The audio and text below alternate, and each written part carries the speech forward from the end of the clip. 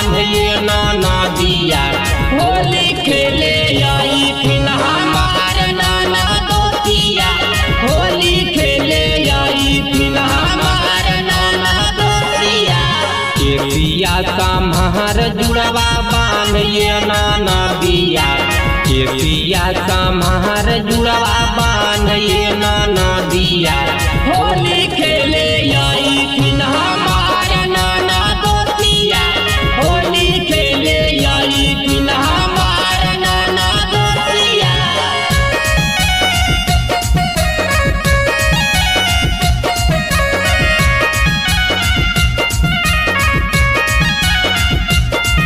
होली में फूल तो नन दो तोहारो फूल बना है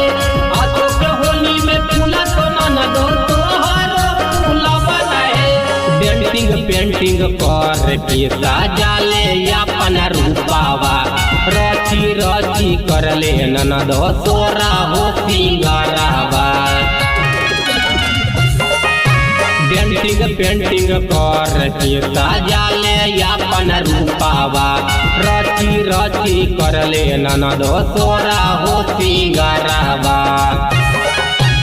अखिया में गजरा गजरा पाँव में पैजानिया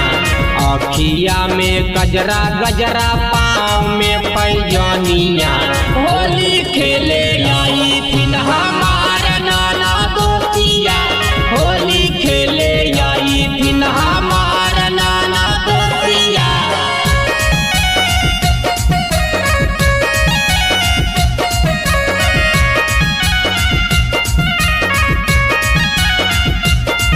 होली में चर चर कर तो ननदो तोर पालंगिया है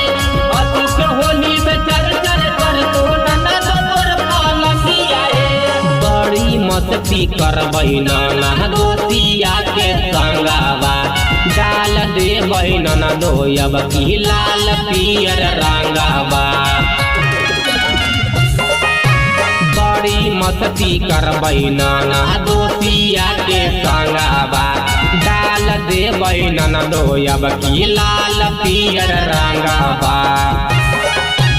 मनीष चौहान के सुतई हाथ जरिया